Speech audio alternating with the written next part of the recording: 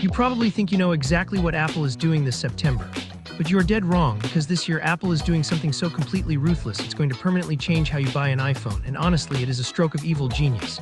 We are just 4 months away from the iPhone 18 event, and thanks to some massive supply chain leaks, we have the exact dummy models for the 18 Pro and the elusive foldable iPhone Ultra. But here is the thing, there is a massive hidden trap in Apple's new lineup, a specific downgrade they are desperately hoping you won't notice.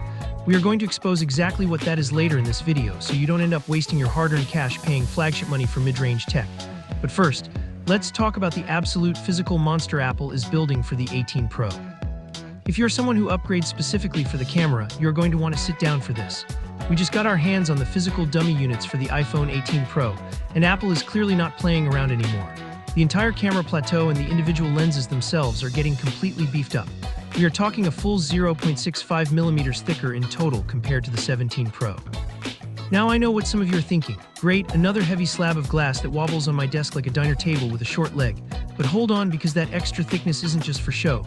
According to Bloomberg and supply chain reports, this physical expansion is the smoking gun confirming a brand new variable aperture main camera. NASA called, they want their optics engineering back. It's also making room for a significantly upgraded telephoto camera with a much larger lens that lets in way more light. Think of it like swapping a cocktail straw for a fire hose. Your low-light photos and zoom shots are going to look incredibly crisp, but even with a camera array this huge, it's the physical colors that have everyone talking. Now let's talk about what this piece of tech is actually going to look like in your hand. We finally have the exact Pantone color codes for the 18 Pro lineup, and one of them is something we have literally been begging for since the early days of the smartphone era. We are getting 4 specific finishes. First up is a light blue Pantone 2121, which looks exactly like that gorgeous nostalgic sky blue from the MacBook Air. Then we have a new dark gray Pantone 426C, which is basically a stealthy tactical space black. Of course, the classic silver is back for the purists who like things traditional, but here is where it gets crazy. Apple is dropping a brand new dark cherry red, Pantone 6076. It's this deep, rich, wine-like color that just screams executive class.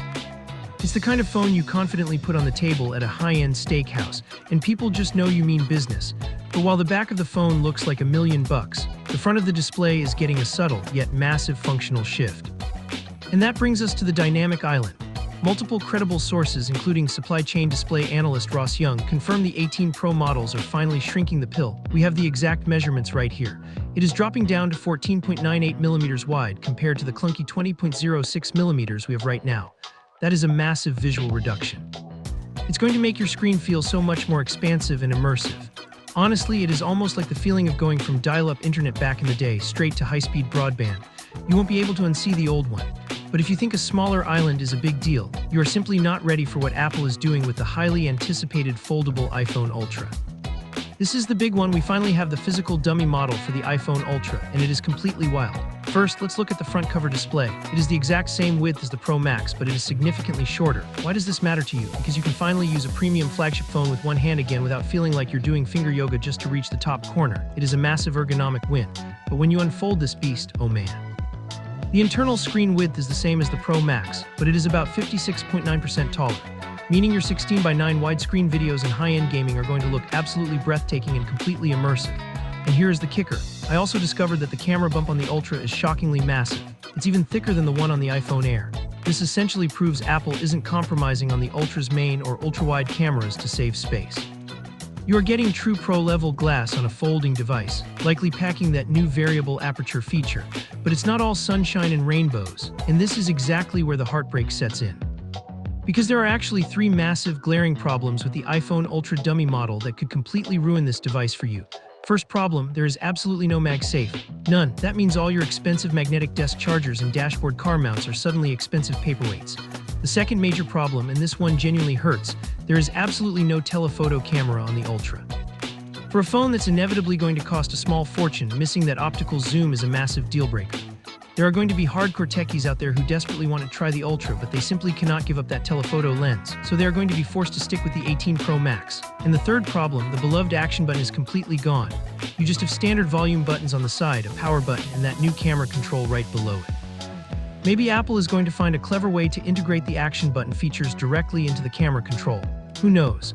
But alienating your power users who rely on those shortcuts is a very dangerous game.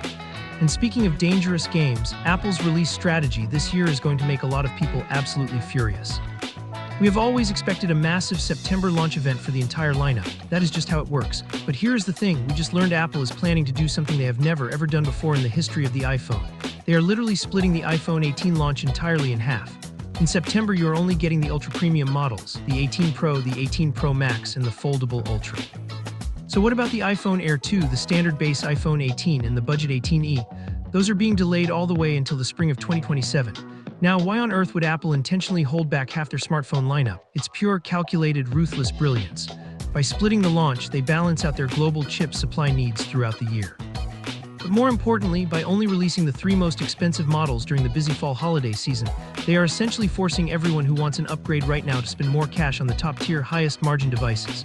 It is a brilliant strategy to skyrocket their average selling price. They are playing hardball with your wallet, but what happens when that standard base iPhone 18 finally drops in the spring?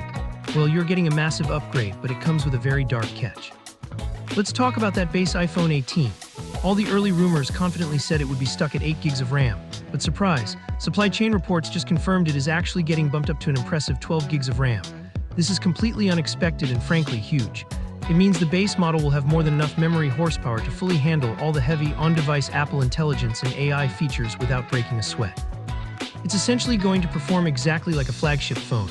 And here's the crazy part, Apple is keeping the price locked at $800. That sounds way too good to be true, right? Well, remember that hidden trap I warned you about at the beginning of this video? The loop is closing. Here is exactly where Apple pulls the rug out from under you. In order to somehow keep that $800 price tag while handing you 12 gigs of RAM, Apple has to aggressively cut production costs somewhere else. According to Fixed Focus Digital, they are secretly downgrading 2 critical internal components. First, they are quietly swapping the display panel for an older M12 Plus screen. It simply won't be as vibrant, color-accurate, or battery-efficient as the Pro models, and you better believe Apple won't mention a single word about it on the keynote stage. Second, they are actively downgrading the processor. Instead of giving you the full-power silicon, they are binning the A20 CPU down to 4-core GPU, which is technically worse than the 5-core GPU found in the older A19. It's literally like buying a brand new, shiny sports car off the lot, only to pop the hood and find out they stuck a lawnmower engine in there. But for Apple, it is a genius, cutthroat business move to squeeze their Android competitors, because a lot of other smartphone brands just don't have the profit margins to keep their prices flat during this global memory shortage. But wait, what about the iPhone Air 2 and the budget 18e? The real reason the iPhone Air 2 is getting delayed until spring isn't just about the split release cycle. It's because Apple had to scramble and go back to the drawing board. People absolutely roasted the original iPhone Air for only packing a single camera. Experienced buyers were just not having it. So Apple was forced to give dual cameras to the Air 2, just like the setup we have on the Ultra. And honestly, let's pray Apple is finally planning on giving us dual speakers, because the current Air only has one bottom-firing speaker and it sounds like a cheap tin can on a string. That is my biggest gripe about the current model. And finally, we have the budget iPhone 18e coming in the spring. This one is rumored to finally get a massive facelift, officially ditching that ancient notch and upgrading to the dynamic island. I think that alone is going to lead to a massive boost in sales compared to the current outdated 17e. And the only reason Apple is finally doing this is because all the other new 18 series models are getting that smaller island. So they can comfortably slap the old, massive dynamic island on the cheaper 18e to clearly differentiate it, complete with noticeably thicker bezels. Apple wants to make absolutely sure that everyone looking at your phone knows you didn't buy the expensive Pro model. So there you have it, Apple is intentionally forcing you into a difficult corner this year. You either empty your wallet for the Pro models in September to get the uncompromised upgrades in that beautiful dark cherry color, or you wait patiently for the spring, get a base model with 12 gigs of RAM, but accept a heavily downgraded screen and a nerfed processor. It is arguably the most aggressive and calculated strategy we have ever seen from them. Make no mistake, your upgrade decision is absolutely critical this year, so I need to know your exact game plan right now. Are you going to bite the bullet and buy the ultra-expensive 18 Pro Max this September, or are you willing to wait 6 months for a compromised base model just to save a few bucks? Drop your answer in the comments right now. We genuinely read every single one to see where the community stands. If this video saved you from making a massive purchasing mistake, hit that like button so the algorithm knows we aren't messing around. Thanks for hanging out and talking tech with me, and I'll catch you in the next one.